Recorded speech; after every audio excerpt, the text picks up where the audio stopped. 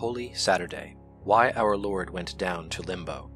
From the descent of Christ to hell we may learn, for our instruction, 4 things. 1. Firm hope in God. No matter what the trouble in which a man finds himself, he should always put trust in God's help and rely on it. There is no trouble greater than to find oneself in hell.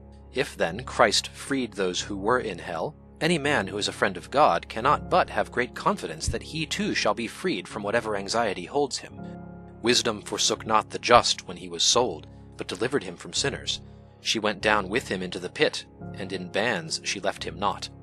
And since to his servants God gives a special assistance, he who serves God should have still greater confidence.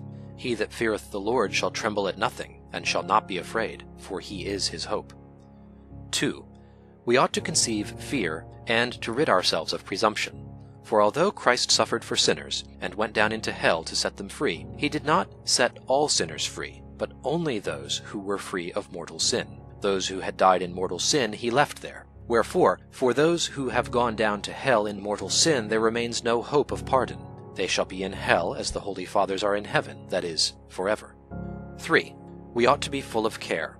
Christ went down into hell for our salvation, and we should be careful frequently to go down there too, turning over in our minds hell's pain and penalties, as did the holy King Ezekias, as we read in the prophecy of Isaiah, I said, in the midst of my days I shall go to the gates of hell. Those who, in their meditation, often go down to hell during life, will not easily go down there at death.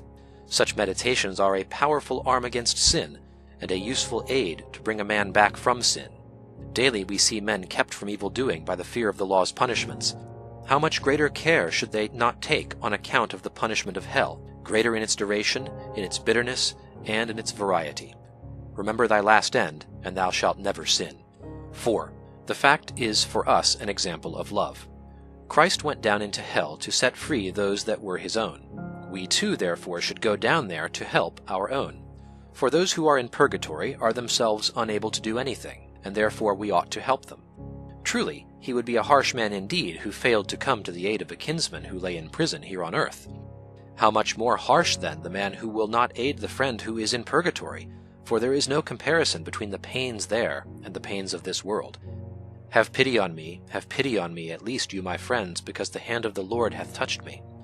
We help the souls in purgatory chiefly by these 3 means, by masses, by prayers, and by almsgiving. Nor is it wonderful that we can do so, for even in this world a friend can make satisfaction for a friend.